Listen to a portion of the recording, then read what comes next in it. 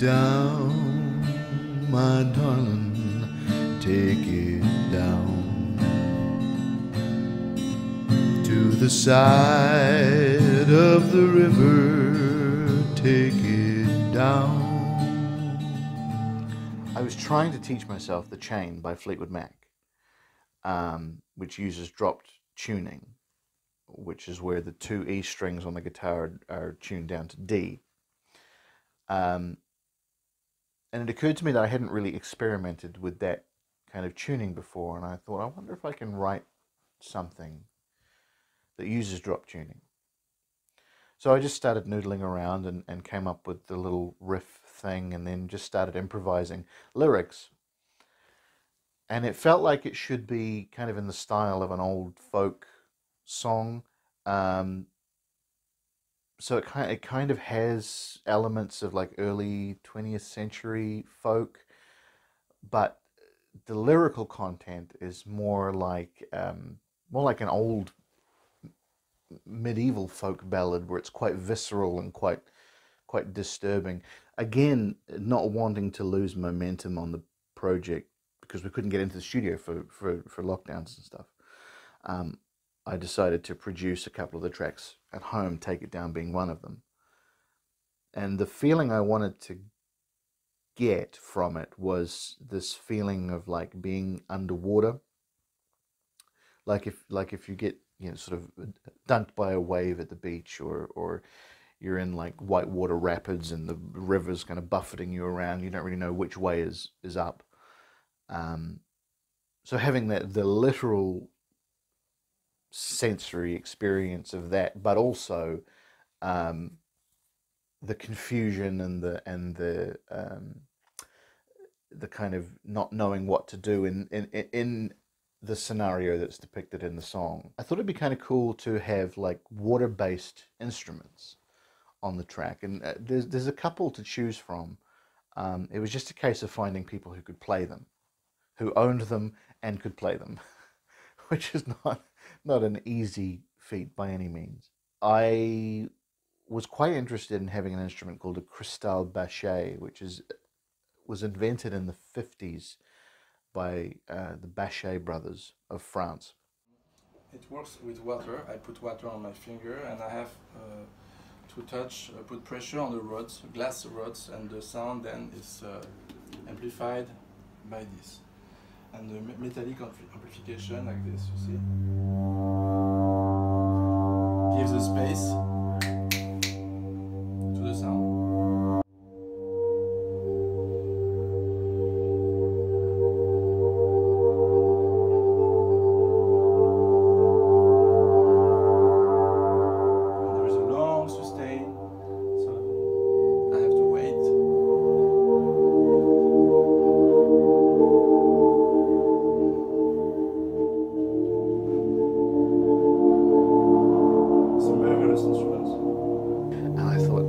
That would be cool, but who the hell am I going to find that owns one, A, and can play it? Turns out there's a Cristal Bachet Society in France that's dedicated to the maintenance and upkeep and ongoing tutelage, I guess, of the Cristal Bachet.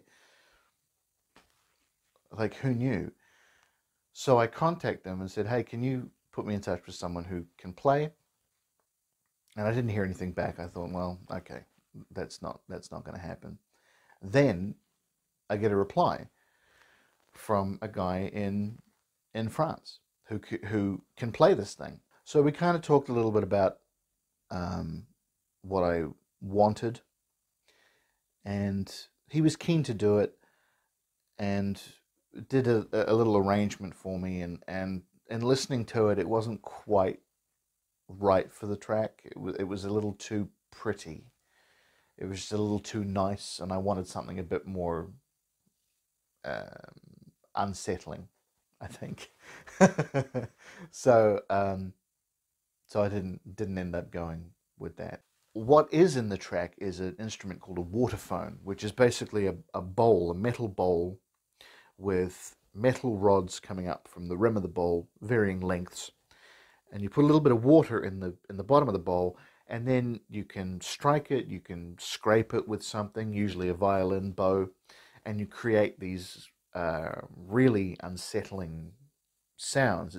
And so I found a guy in Washington State, I think, called Rob Bachman, who plays this instrument.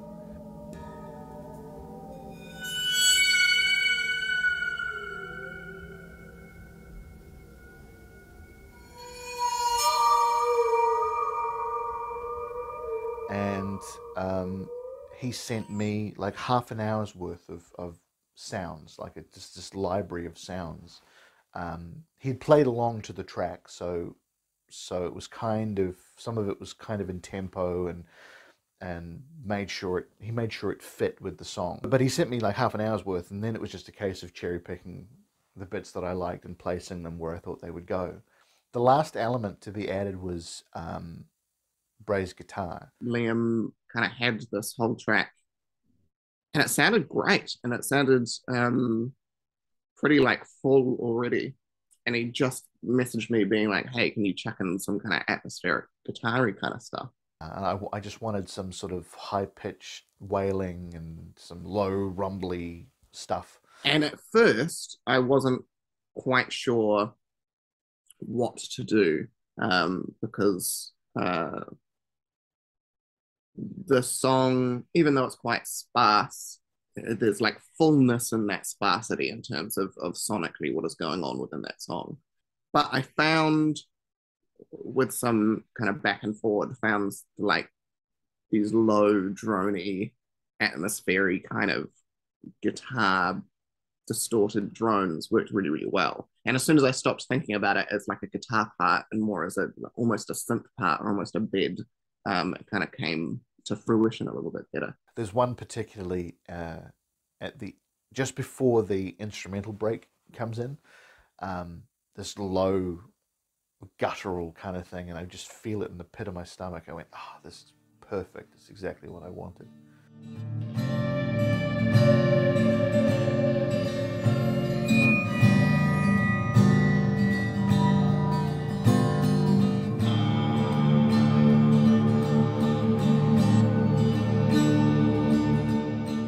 And in terms of effects, it's just there's no amp. It's just recorded straight into the laptop through an audio interface, with some distortion. I think I used what's called a decapitator plugin. Decapitator is great. It's got a punish button, which is my favorite. It's just like wrecks the shit out of noise. And then a Valhalla reverb cranked all the way up, with the EQ dialed off on the bottom so that it doesn't reverb the bass. And then I think that was it. And then it was just a matter of playing a few different passes and giving Liam a few different options, and then he took it and placed it as he wanted to. It's a hard song to listen to, I think. It's not going to be everyone's cup of tea, but I'm really thrilled with how it turned out. I think it's a highlight for me, certainly, on the album.